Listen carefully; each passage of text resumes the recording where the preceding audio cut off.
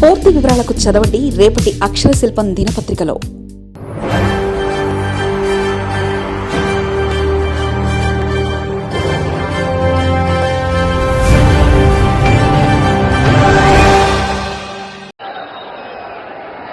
भारत माता की, भारत माता की, भारत माता की। आंध्र प्रदेश के गवर्नर अब्दुल नजीर जी, गोवा के गवर्नर और इस धरती के संतान अशोक गजपति राजू जी, सीएम मेरे मित्र चंद्रबाबू नायडू जी, डिप्टी सीएम भाई पवन कल्याण जी, मंत्रिमंडल में मेरे साथी, युवा ऊर्जा से भरे हुए भाई राममोहन नायडू जी, चंद्रशेखर पेम्मसानी जी, भूपति राजू श्रीनिवास वर्मा जी, राज्य सरकार के मंत्री भाई नारा लोकेश जी, उपस्थित अन्य जनप्रतिनिधिगण, देवी और सज्जनों, अंदरिकी नमस्कारम। आंध्र प्रदेश गवर्नर అబ్దుల్ నజీర్ గారికి, గోవా గవర్నర్ అశోక్ గజపతి రాజు గారికి, మన ముఖ్యమంత్రి వర్యులు చంద్రబాబు నాయుడు గారికి, ఉప ముఖ్యమంత్రి సోదరులు పవన్ కళ్యాణ్ గారికి, మంత్రివర్గంలో నా సహచరులు రామ్మోహన్ నాయుడు గారికి, చంద్రశేఖర్ పెమ్మసాని గారికి, భూపతి రాజు శ్రీనివాస్ వర్మ గారికి, రాష్ట్ర ప్రభుత్వంలో మంత్రివర్యులు నారా లోకేష్ గారికి, ఇక్కడికి విచ్చేసిన ఇతర ప్రజాప్రతినిధులకు, నా సోదర సోదరీమణులకు అందరికీ కూడా నమస్కారం।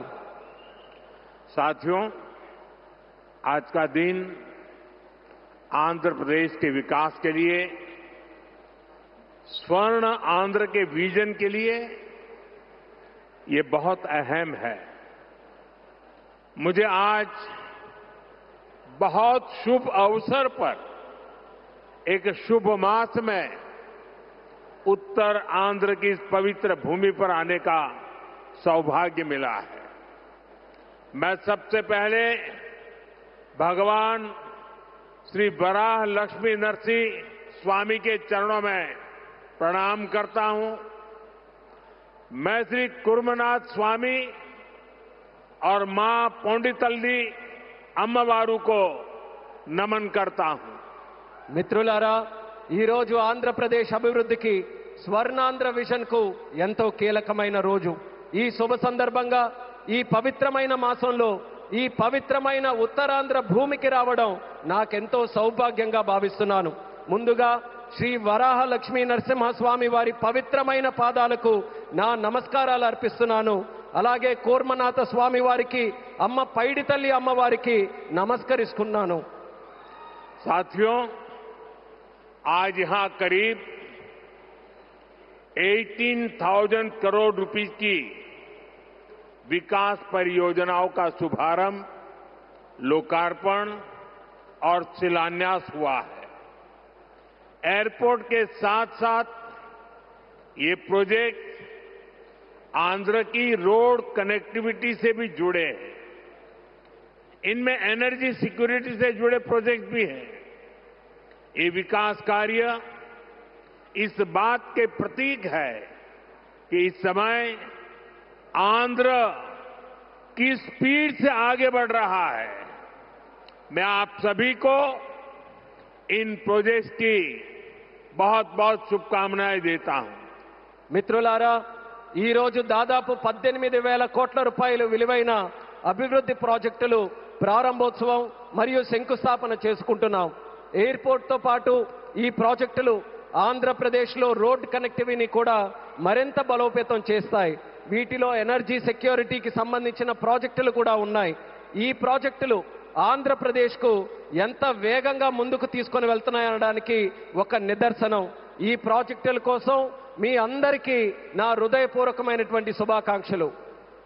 साथियों, आज का ये आयोजन नया इतिहास, नए रिकॉर्ड इसे रचने का भी है। आज एक और विकास के नए रिकॉर्ड बन रहे हैं, तो साथ ही ढीमसा डांस का सांस्कृतिक रिकॉर्ड भी रचा गया है। और ये चंद्रबाबू की विशेषता है कि उन्होंने दो क्षितिजों को छुआ है। एक तरफ ऊंची आसमान को छूने वाली व्यवस्था, एयरपोर्ट का निर्माण, और दूसरी तरफ मेरे यहां के आदिवासी बहनों के द्वारा ढीमसा नृत्य का विश्व रिकॉर्ड बनाना। मैं चंद्रबाबू के इस विजन को विशेष रूप से सराहना करता हूं। మిత్రులారా, ఈ రోజు ఒక కొత్త చరిత్ర, ఒక కొత్త రికార్డును సృష్టించిన రోజు కూడా.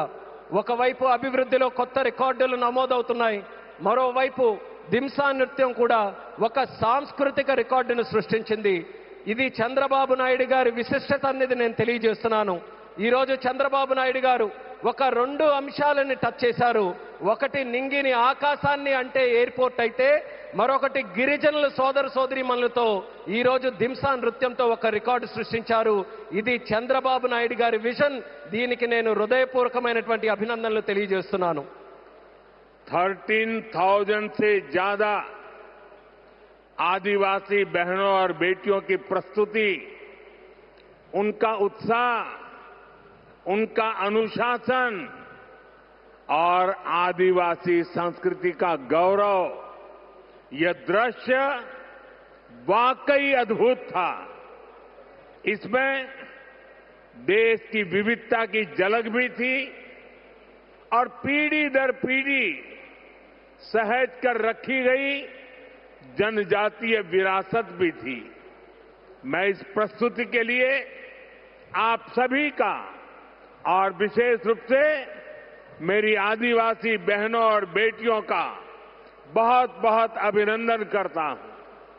13,000 మందికి పైగా గిరిజన పిల్లలు మరియు సోదరిమణుల తాలూకా ప్రదర్శన, వారి ఉత్సాహం, వారి క్రమశిక్షణ మన గిరిజన సంస్కృతికి సంబంధించిన ఒక గౌరవం.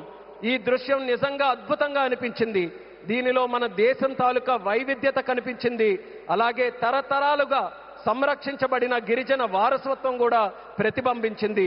ఈ అద్భుతమైన ప్రదర్శనకు మన గిరిజన పిల్లలకు, సోదరిమణులకు, అలాగే ఇక్కడ ఉన్న అందరికీ కూడా నా హృదయపూర్వక అభినందనలు తెలియజేస్తున్నాను. साथियों, ये धरती अल्लूरी सीताराम राजू की धरती है।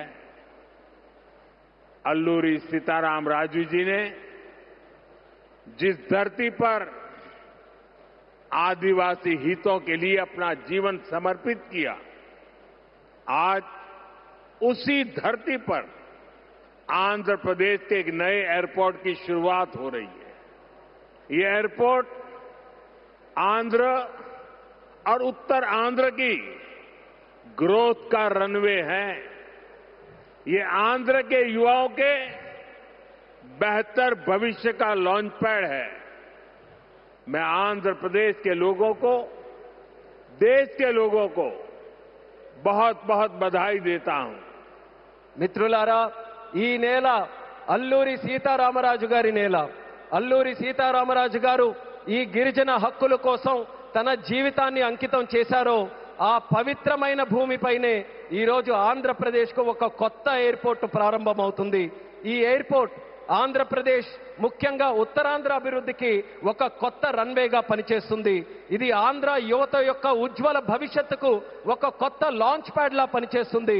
ఈ సందర్భంగా ఆంధ్రప్రదేశ్ ప్రజలకు మరియు దేశ ప్రజలకు నా హృదయపూర్వక అభినందనలు. साथियों, पहले जब एयरपोर्ट बनते थे तो एयरपोर्ट के नाम एक ही परिवार के नाम पर चढ़ जाते थे। हमने इस परंपरा को बदला। हमने अयोध्या में एयरपोर्ट का नाम वाल्मीकि के नाम से जोड़ा। हमने पंजाब में संत रविदास जी के नाम से एयरपोर्ट का नाम जोड़ा। और साथियों, केंद्र की एनडीए सरकार ने निर्णय किया है कि इस नए एयरपोर्ट का नाम श्री अल्लूरी सीताराम राजू के नाम पर होगा। आंध्र प्रदेश का जो भी नागरिक इस एयरपोर्ट से यात्रा करेगा, देश और दुनिया का जो भी नागरिक इस एयरपोर्ट से यात्रा करेगा, उसे अल्लूरी सीताराम राजू जी के नाम से जनसेवा और राष्ट्र सेवा की प्रेरणा मिलेगी। మిత్రులారా, ఒక గతాన్ని మళ్ళీ గుర్తు చేసుకుందాం. ఒక సందర్భంలో భారతదేశంలో ఏ ఎయిర్పోర్ట్ నిర్మించినా ఒక్క కుటుంబం తాలూకా పేర్లే దానికి పెట్టేవారు.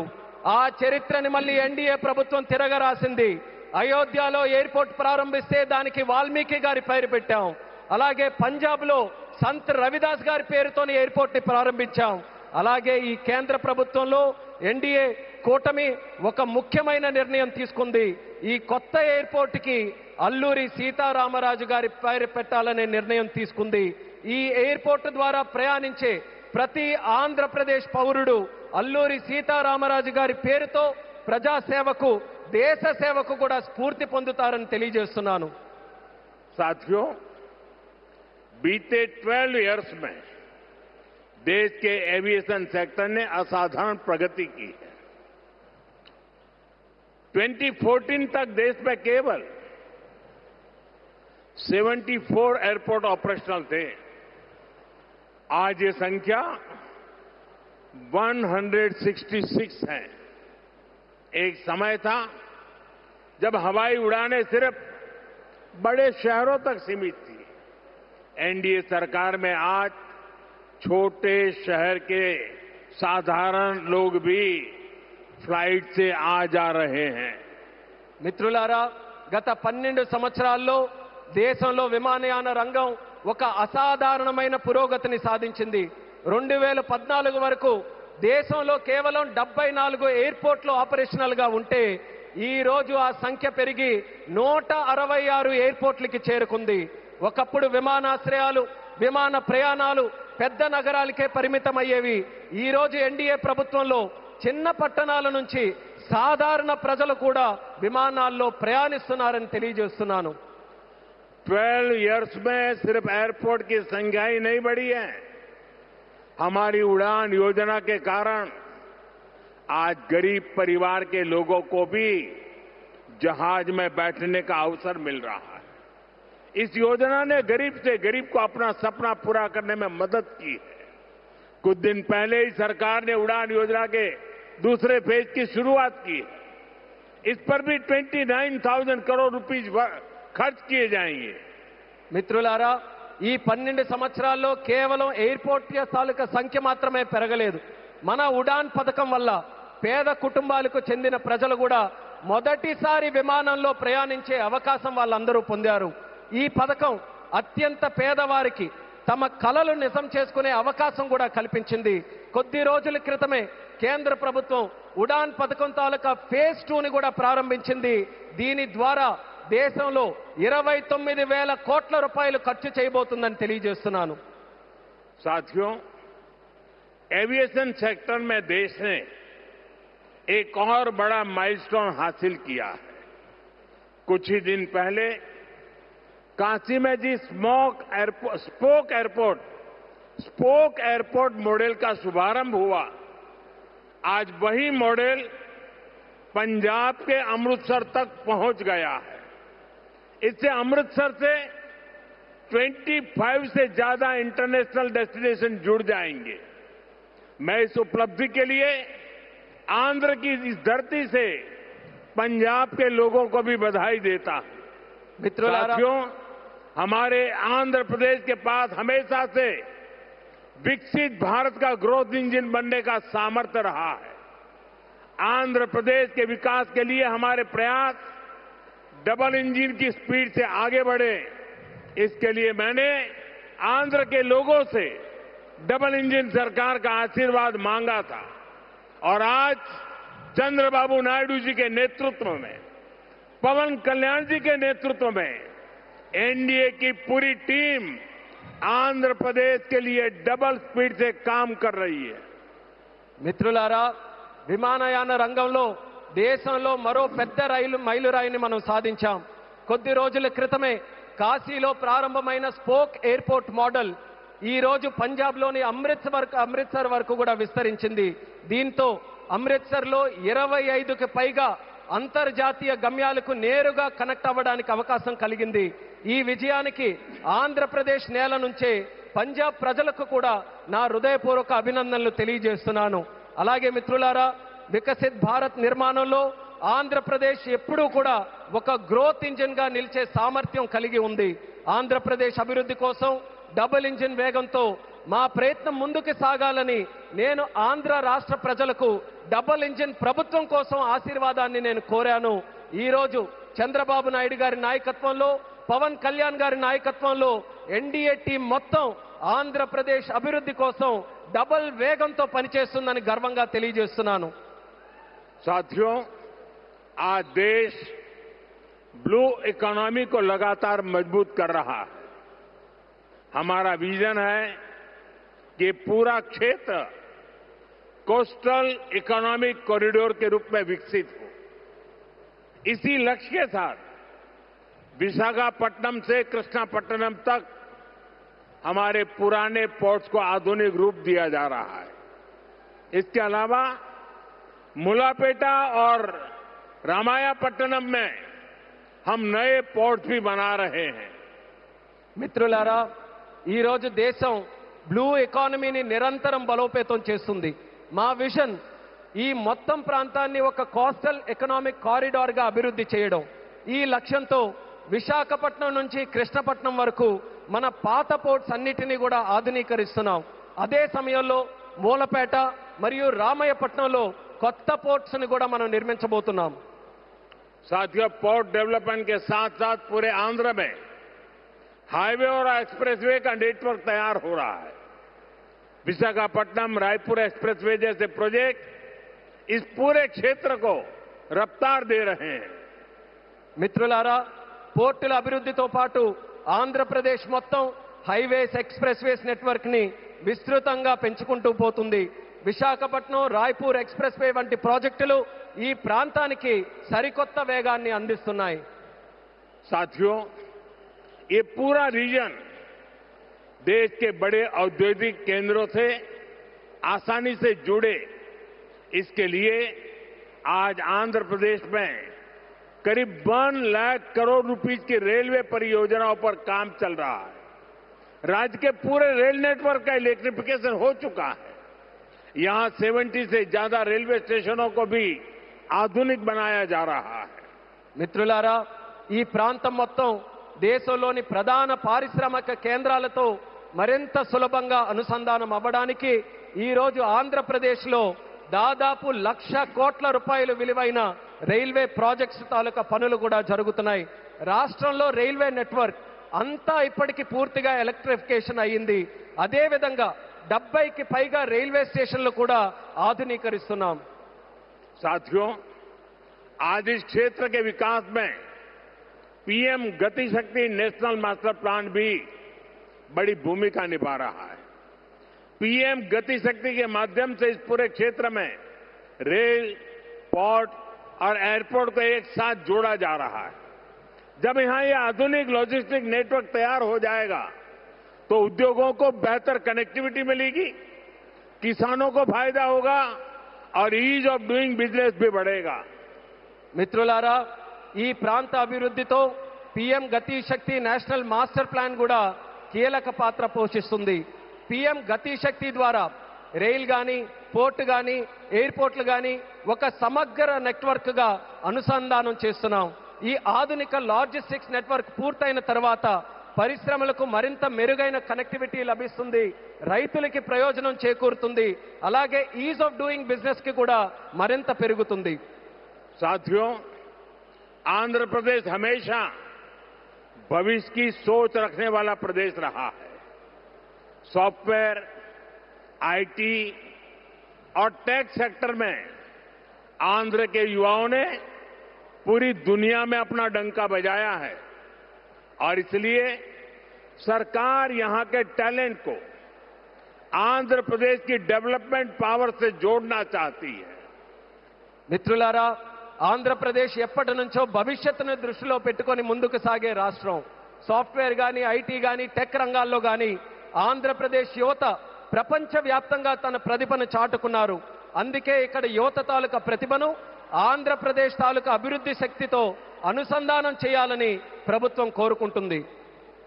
हमारे टैलेंटेड युवाओं की प्रतिभा का लाभ आंध्र प्रदेश और देश को ज्यादा से ज्यादा मिले, ये बहुत आवश्यक है।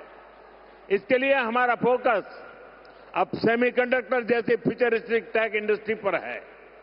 विशाखापट्टनम में नए सेमीकंडक्टर प्लांट का शिलान्यास इसी दिशा में एक बहुत बड़ा कदम है। మన ప్రతిభావంతులైన యువత సామర్థ్యం ఆంధ్రప్రదేశ్కే కాకుండా దేశానికి మరింత ఉపయోగపడాలి. అందుకే ఇప్పుడు మా దృష్టి సెమీకండక్టర్ వంటి ఫ్యూచరిస్టిక్ టెక్ ఇండస్ట్రీస్ పై ఉంది. విశాఖపట్నంలో కొత్త సెమీకండక్టర్ ప్లాంట్ తాలూకా శంకుస్థాపన ఆ దిశగా ఒక గొప్ప అడుగుగా నేను భావిస్తున్నాను. चंद्रबाबू के नेतृत्व में हमारा आंध्र अब सॉफ्टवेयर के साथ साथ मैन्युफैक्चरिंग का भी हब बनेगा। इससे आंध्र में फ्यूचरिस्टिक जॉब्स तैयार होगी, टेक इंडस्ट्रीज के लिए नया वातावरण तैयार होगा। చంద్రబాబు నాయుడు గారి నేతృత్వంలో ఇకపై మన ఆంధ్రప్రదేశ్ సాఫ్ట్వేర్ హబ్ మాత్రమే కాదు, మ్యానుఫ్యాక్చరింగ్ హబ్ గా కూడా ఎదగబోతుంది. దీంతో ఆంధ్రప్రదేశ్లో ఫ్యూచరిస్టిక్ జాబ్స్ సృష్టించబడతాయి. టెక్ ఇండస్ట్రీస్ కు అనుకూలమైన ఒక కొత్త ఈకో సిస్టమ్ కూడా ఇక్కడ ఏర్పడుతుంది. साथियों, वर्ल्ड इकोनॉमी में कहीं पर किसी भी ग्रोथ सेंटर का निर्माण सिर्फ एक फैक्ट्री से नहीं हो सकता। उसके लिए एक पूरे इकोसिस्टम की जरूरत होती है। आज आंध्र प्रदेश में हम ग्रोथ का वही इकोसिस्टम तैयार कर रहे हैं। चंद्रबाबू नायडू जी व्यक्तिगत स्तर पर दिन रात मेहनत करते हैं। इसी का परिणाम है आज दुनिया की कई बड़ी बड़ी कंपनियां यहां निवेश करने के लिए आना चाहती हैं।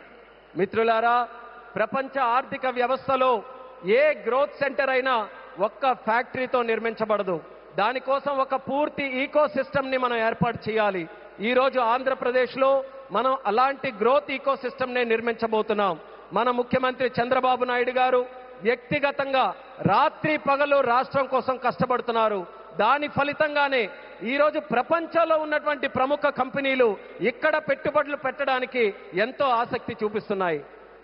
साथियों, यहां सेमीकंडक्टर के साथ साथ एआई इंफ्रा और डेटा सेंटर पर भी काम हो रहा है। गूगल ने भी यहां $15 बिलियन के एआई और क्लाउड इंफ्रास्ट्रक्चर कैंपस की घोषणा की है। और भी कई ग्लोबल कंपनी यहां नई संभावनाएं देख रही हैं। इसका बहुत बड़ा फायदा आंध्र प्रदेश के साथ साथ देश के यूथ को हो रहा है। మిత్రులారా, ఇక్కడ సెమీకండక్టర్ తో పాటు ఏఐ ఇన్ఫ్రాస్ట్రక్చర్, డేటా సెంటర్స్ రంగాల్లో కూడా వేగంగా పనులు జరుగుతున్నాయి.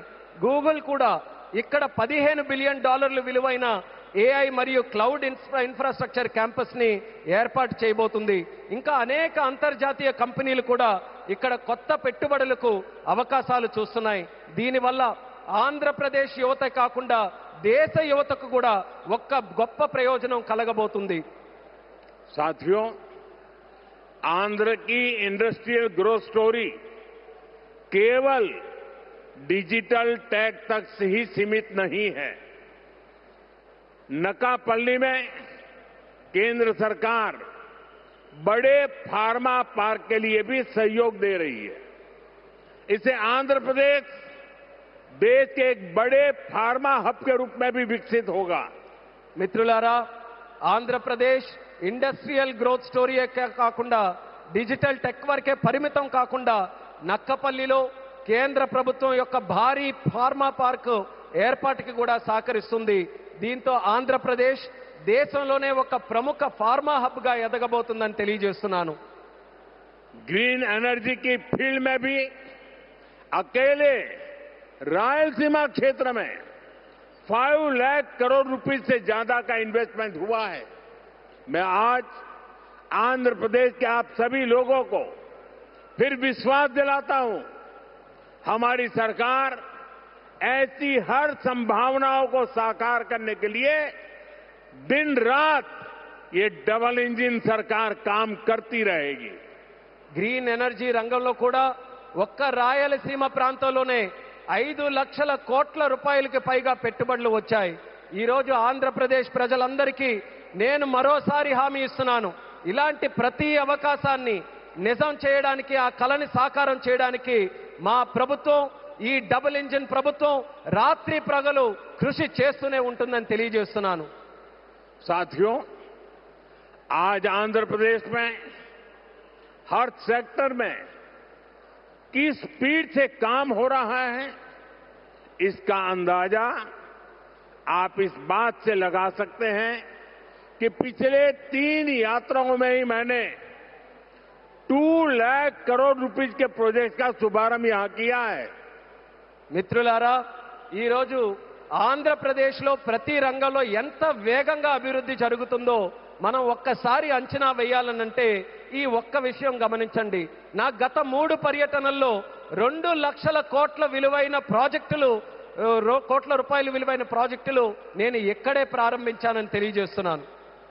मुझे खुशी है कि आंध्र की इस विकास यात्रा में उत्तर आंध्र भी सशक्त हो रहा है. हम विशाखापट्टनम इकोनॉमिक रीजन वीईआर को देश के बड़े औद्योगिक केंद्र के रूप में विकसित कर रहे हैं. हमारा लक्ष्य है वीईआर एशिया का प्रमुख इकोनॉमिक हब बने. ये एयरपोर्ट से लेकर सेमीकंडक्टर यूनिट तक इसी मिशन का हिस्सा है. ఈ అభివృద్ధి ప్రయాణంలో ఉత్తరాంధ్ర కూడా మరింత బలోపేతం అవుతున్నందుకు నాకెంతో ఆనందంగా ఉంది. మనం విశాఖపట్నం ఎకనామిక్ రీజన్ను దేశంలో ప్రధాన పారిశ్రామిక కేంద్రంగా అభివృద్ధి మనం చేస్తున్నాం. మన లక్ష్యం వీఆర్ను ఆసియా ఖండంలోనే ఒక ప్రముఖ ఎకనామిక్ హబ్ గా తీర్చిదిద్దడం.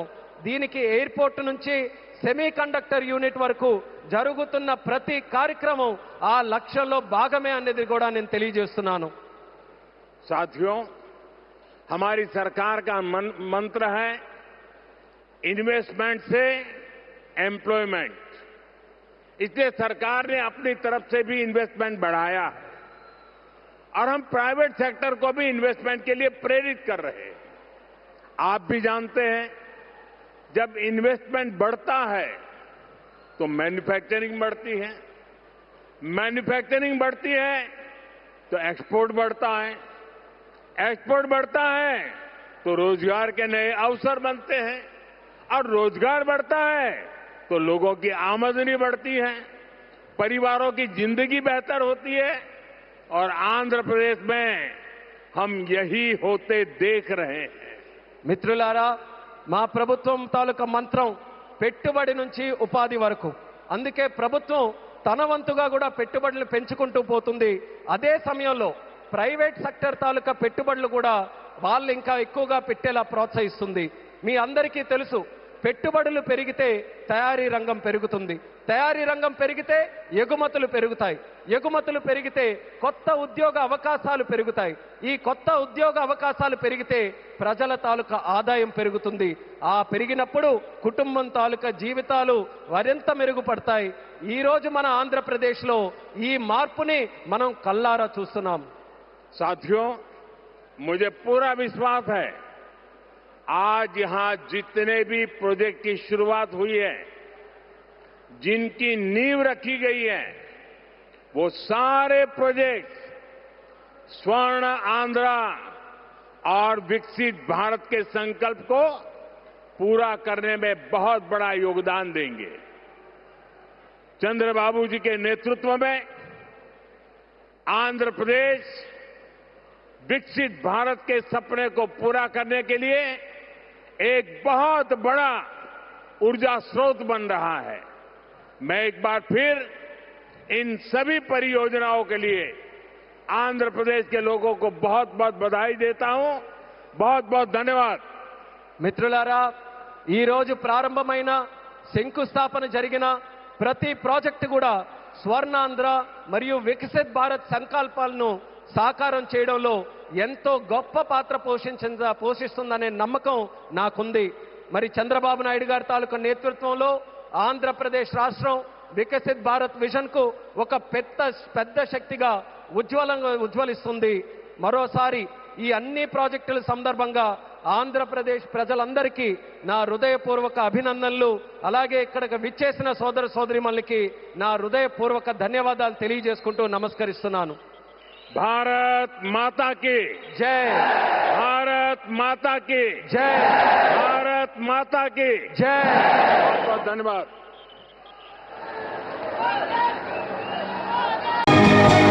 మరిన్ని కథనాల కోసం సబ్స్క్రైబ్ చేసుకోండి మీ అక్షర శిల్పం. పూర్తి వివరాలకు చదవండి రేపటి అక్షర శిల్పం దినపత్రికలో.